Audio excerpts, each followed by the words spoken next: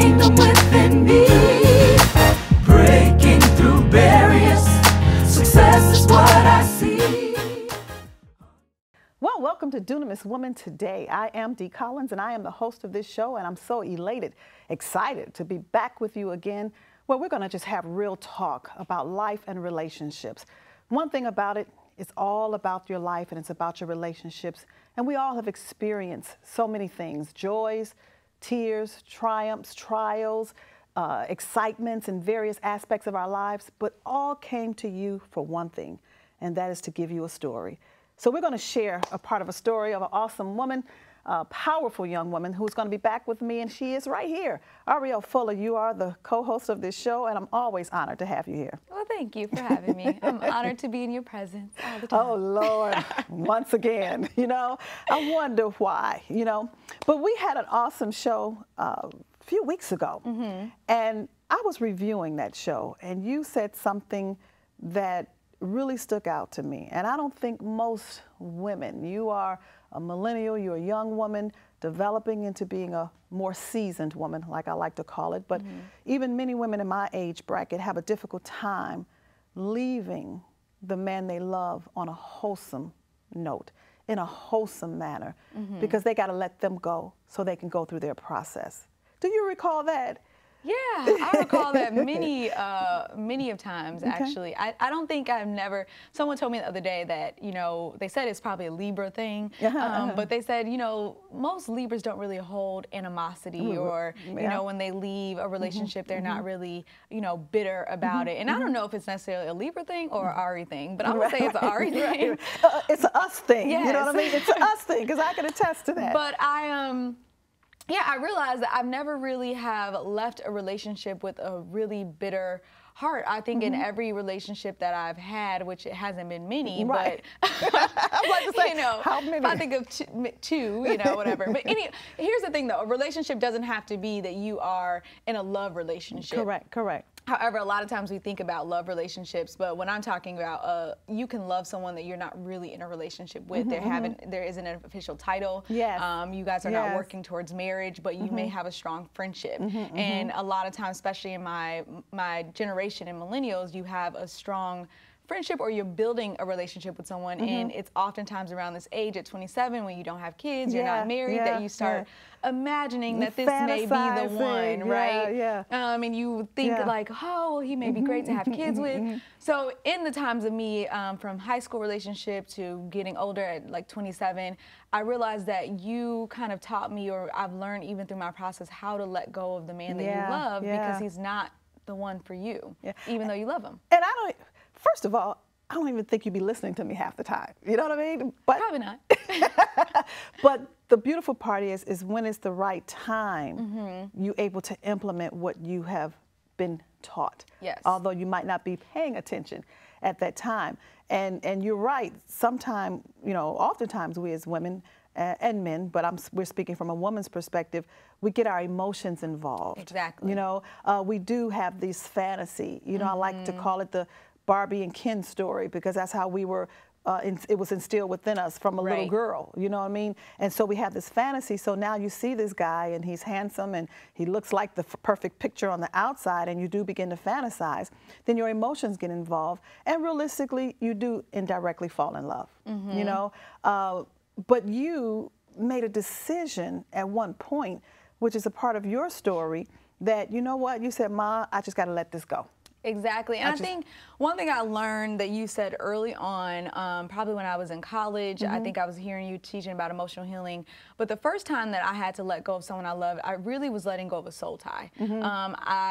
It was false love. It was love that appeared to be real, but it really wasn't love according to 1 Corinthians 13. Yes, and if you were not, but I believe that that person did find love according to God's word, but if I never let him go, we kept trying to hold on to the soul tie, he would have never been able to find that. So first I had to realize how to get rid of a soul tie. But I remember you said, around when I was maybe in college, you said a man should never sit in the seat of your soul. And a lot of times when we date and we love, we get in those emotions, we get in those feelings, and he sits in the seat of our soul, and we start feeding ourselves, especially me having to be mindful of my love language being quality time and affirmation. When that's given to you, it feeds your soul even more. You gotta know it. And so I always learn from that standpoint that I always have to separate the soul versus the spirit, because I think a lot of times we go into love and it makes us feel good, just like food makes you feel good. And some people can eat emotionally. You know what I mean? Because it makes them feel good. Exactly. And so I had to learn, when is this guy really sitting in the seat of my soul and not necessarily we're not connecting spiritually. And the moment that I broke my first soul tie, I had to be very mindful after dating from that point that if it became damaging for my soul to a certain standpoint, that it wasn't necessarily love, because we were always meant to connect spiritually, not necessarily from a soul standpoint.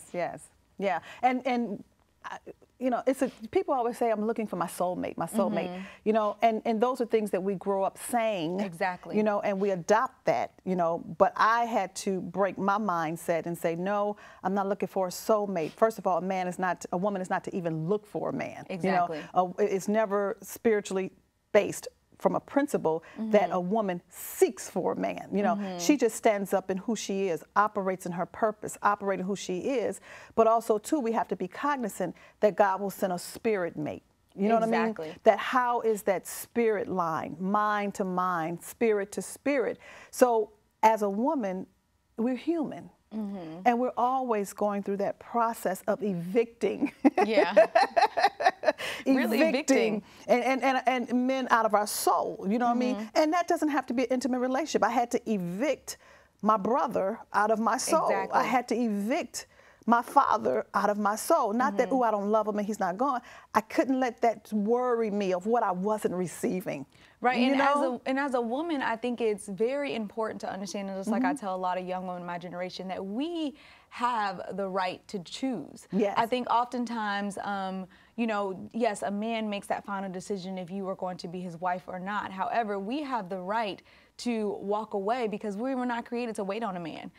So if it's not gratifying to I think, let me go back to when I talk about, it's in the scripture, and I mentioned to a lot of, you know, people when they talk about the vain imagination. Correct. And God tells us, you know, not necessarily to get stuck in that vain imagination, but really be mindful of our reality. And so I think a lot of times women go into that imagination and they have these vain imaginations of the wedding or the way it may turn out or the children, and they don't really look at the reality of the matter, that is this the true purpose partner that God's called for me to be with. And instead of creating this fantasy, let's look at the true reality of the matter.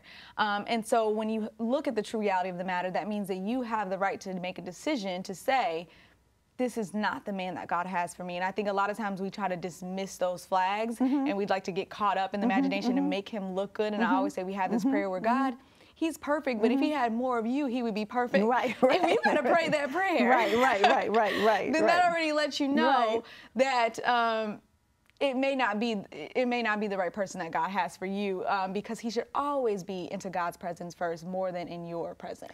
A lot of things that you're saying, Ariel, we talk it, but it's a different thing to learn how to live it. And to implement it. That's the key right there. And you are blessed and fortunate enough to have myself, and I humbly say that, who can not only mother you, because many people can have a child, but that don't mean they are mothered.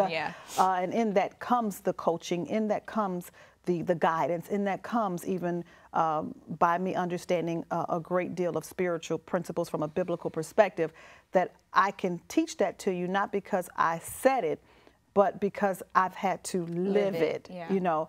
And that's why I really admonish you and wanted to talk about this, because it is easier said than done. And it was a decision that you had to make. young people have a tendency, and I did it too, we all did when we was young, have this fantasy and this fixation of what is the perfect house, the perfect child, the perfect this, the perfect that, and nothing in life is perfect. Yeah. And that's why I believe that you need someone that you can glean from. I need a mother. I need a coach. God has given me that as a spiritual mother. So we all need that. But the decisions that you have made is a blatant, direct outcome, you know what I mean, of what you have received. So making that decision, and when you said it, I got to let him go. But if anything, you said, I want to pray for him because I want him to be better for the woman that he is supposed to have. A woman doesn't look for a man looks for a woman. And we saw the fact that he's found that woman, you know. But you said, I want to pray so he can be better for the woman. Talk about that from your story. Well, I think that in my situation, when you're talking about that Karen story, we weren't in an actual committed relationship where we knew that we were dating to move towards marriage. It was just a strong friendship, a strong bond. But your heart was involved. Exactly. Your heart was involved. And I remember I was at an event, and it was this love coach or something. He was there, and he just invited me to come to the event. However, I wasn't there to find love, but I was surprised of how many women were there trying to find love. But I was just in support of the guy's event. And so when I was there, I said, you know, I told him about this friend, you know, I said, hey, I have this friend that my heart is involved, and, you know, you wanted to move forward, but, you know, it's not going anywhere. What should I do? And so he said, you know, honestly, Ariel, if you don't let that go, that's going to hinder you from the man that God really has for you, because you're holding on to this potential. But even in that moment, and this is a real life story, the girl that he was dating was in that room. And they were no longer together, but I saw the damage, emotions that was caused to her through their relationship. And I turned around and was like, oh, you know, like, hopefully she doesn't know who I am. But I was able to see that. And at that moment, I said, if I don't pray for him, who else would he be able to encounter if he doesn't get into the presence of God and understand who he is as a man to be able to help the other woman that he's encountering? Because if not, you're going to keep damaging the other souls of women. And so at that moment, that's when I realized that he's a soul. I have to pray for him. And you do, and you do. And that's when I'm saying this to you, and I'm saying this to everyone who's viewing, who is a woman of power.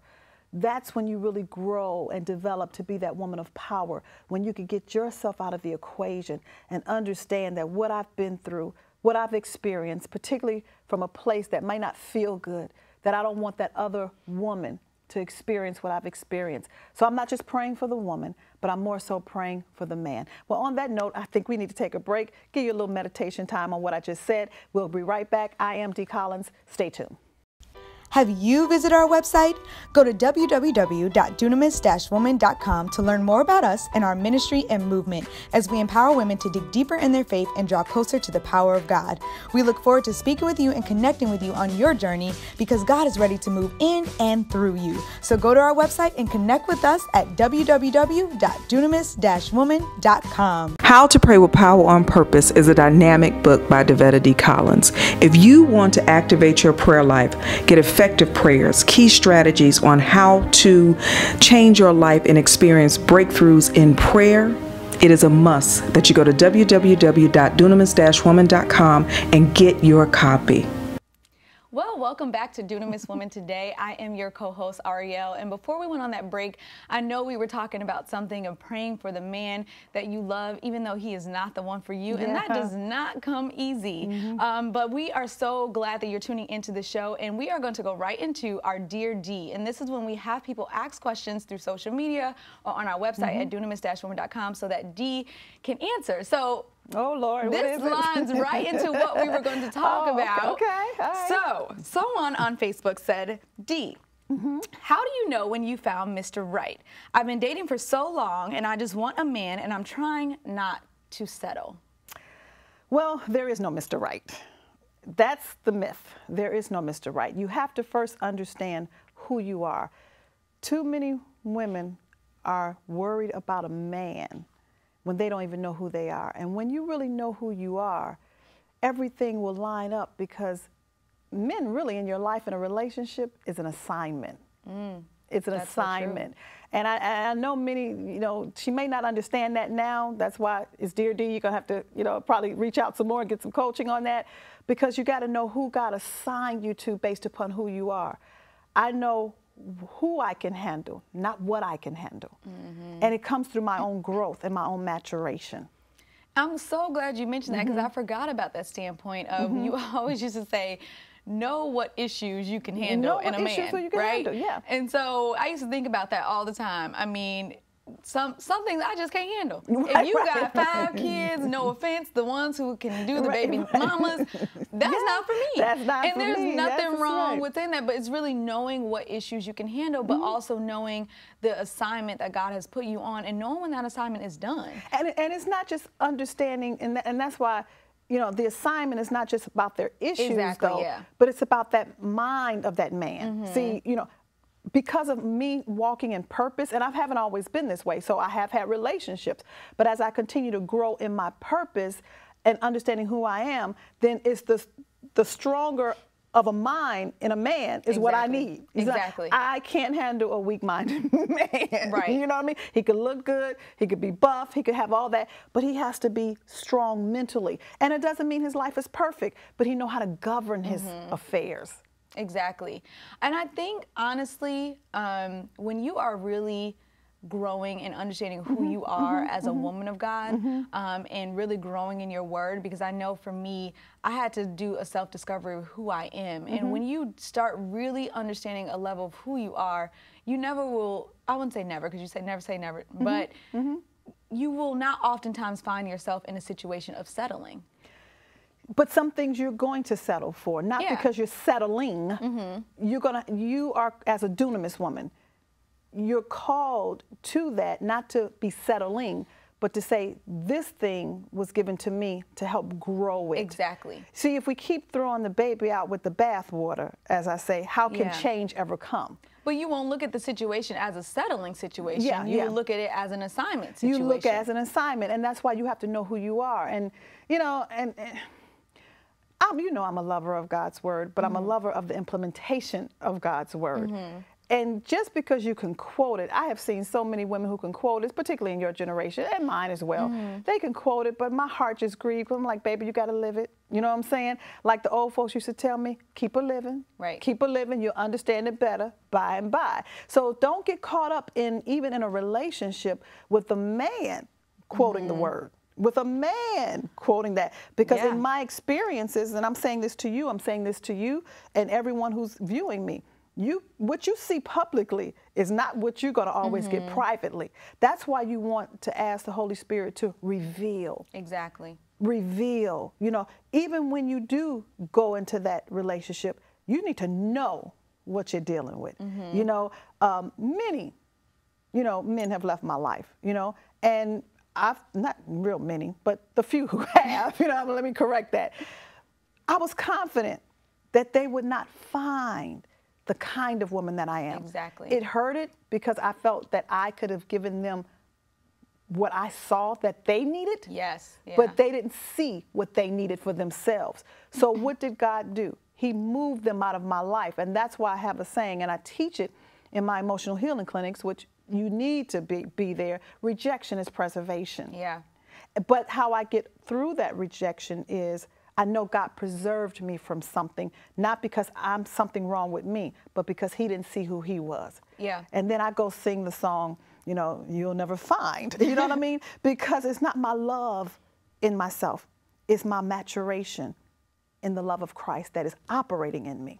And I think when you get to the standpoint of asking yourself that I need to let go of the man that I love, it already, if you have to get to that standpoint, you already probably at a place where you know that this is not the man that's for you. And it's not because he may necessarily be rejecting you in totality, but it could be he's rejecting what he needs to do as a man. He's rejecting his relationship with God. He could be rejecting you know, being able to tend to you as a woman. He could be rejecting his own emotions. And all of the above. Yeah. But I want to shift your paradigm for a minute. Because we as women, we look at this, oh, well, he is not the man for me. Shift that paradigm. I'm not the woman for him. Yeah. See, because if I'm in that, it doesn't mean that he's all this and all that. Exactly. It's because he's shallow in his thinking. Shallow runs with shallow. Deep run with deep. Exactly. You see what I'm saying? Yeah. So what is God preserving me from? The thing is that we as women have to get our feelings out of the way. Easier said than done. But it's the process we have to go through. I have to understand it, and that's my mind. So now I have to get my mind to override my emotions, but I still got to deal with my emotional state. How do I deal with that? To be honest with yourself. Yeah. To be honest with yourself. When I coach women, I ask them the question, do you love him? Well, he ain't doing this. Do you love him? And I say it just like this, do you love him? See, it's not about him. You're not taking ownership of where you are. You cannot get to where you're going until you really embrace and understand where you are.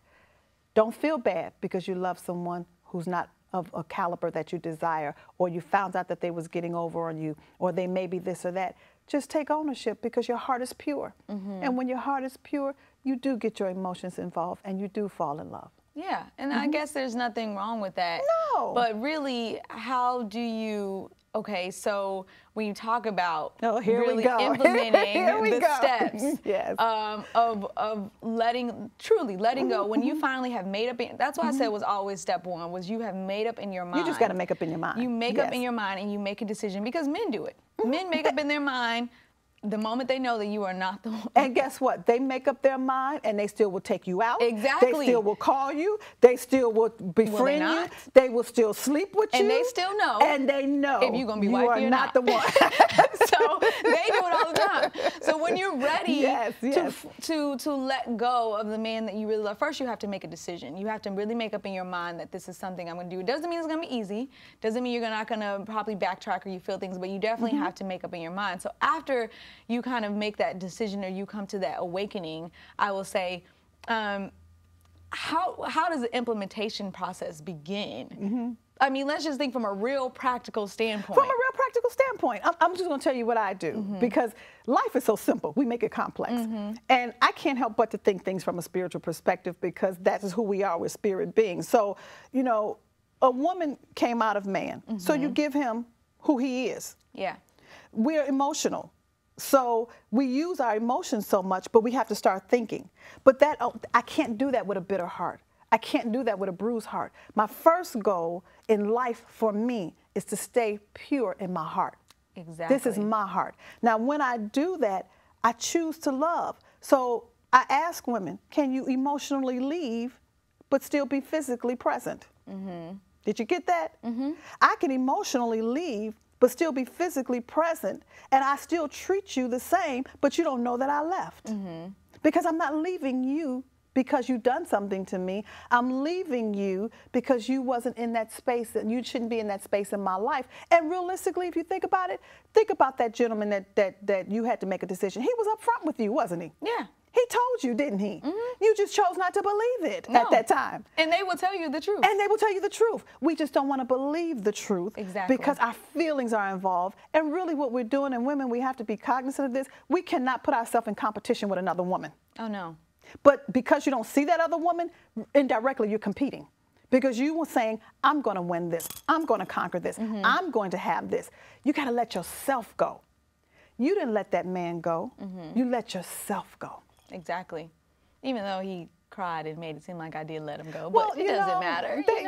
Everybody has a right to play the victim. Exactly. Well, no one's going to want a dunamis woman to walk out of their life. Well, because the thing is that he did have something that was valuable. But he, just like I say, it wasn't the fact that you wasn't for him, he wasn't for you, you wasn't for him. Exactly. Because when you understand who you are, and particularly yourself at your age, because see, every young woman has to understand, you came through a mother. You came through a woman. I was a woman. So as I'm going through my process as your mother and being honest with myself and imparting some things into you and teaching you, is causing you to grow up. So you're kind of like in some areas beyond your years. Yeah. You understand what I'm saying? So everybody don't have that. I can't govern and control what another mother gives her daughter. But a lot of us are out here motherless. Exactly. Although we have a mother in the house. So for you, much is given, much is required. and you had to say, you know what? I have to find myself. Is that what you stated? No, it was true. You had to find true. It was hard. I saw you battle it. It went on. I heard your frustration, your tears, but I even had to let you go through the process of going through that until you discovered yourself. Right. And honestly, it was the best gift that I think that you could give to yourself. Because when you think about, for me, definitely when you go into marriage, like I said, you never say never, but you definitely don't want, I see a lot of my peers and millennials entering into marriage very soon, and they have not really understood the true purpose of marriage. And I want you to explain what you use as a scenario of the true purpose of marriage, if you can, because I feel like some people just have this false sense of what it is. Well, you know what, Ariel? Unfortunately, time is wrapping it up. You know what I'm saying? But yes, I will go to our YouTube channel, contact me on Facebook, because these are the things that I post. These are the things that I talk about. These are the things that I do, and we'll be right back here on Doing Miss Woman Today. But I want to let you know right now is that whatever you're in and whatever you're facing, the beautiful part is you can't do it all by yourself. We as women have to be cognizant of stop trying to do everything by ourselves. It's okay to feel what you feel. Permit yourself to feel what you feel. And Ariel, the only reason why you was able to do what you was able to do is because you received guidance, received coaching, but I didn't do it for you. You went through your journey to implement it. I am Dee Collins. I am a dunamis woman. I am a life and relationship coach, and I love it because I love to see us, including myself, go through our process. Have a beautiful week. I'll be right back with you, same time next week.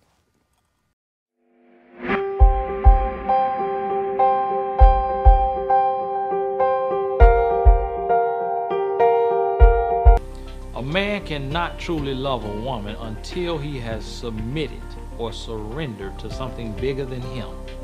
For me, that is God, and that is my purpose. When you understand that, then you begin to understand life. Then you begin to respect life, and that allows you to respect a woman.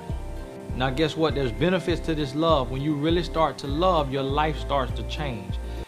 There used to be a time where I could meet you and say, hey, how are you doing? My name's Jack. It's nice to meet you. Can I take you out? Versus like submit or click or like or love or all of these different things that are basically taking away the human connection. So for me, I'm old school. I like the idea of a man pursuing a woman. And those are the things that I try to teach as much as possible to women to be attracted to men who are all about that. Not just a guy that just texts you, but a guy that actually pursues you for who you are and the woman that he wants to be with in long-term relationships. Y'all just try to tell black women not to be in relationships. You just want to keep the black woman single. But here's the issue. We're trying to keep you from the result of what we know is going to come. And when we tell you to wait on the Lord, it means, like I've told you before, it is a binding of the cords together. God is saying, if you're waiting on me, then I'm binding something. I'm doing something that you can't see. And most of the work that needs to be done is not in the one who's coming, but it's in you. Because I want to make sure that when the one comes, or when the person comes, or when you got a whole buffet to choose from, that you are ready for the assignment. Yes,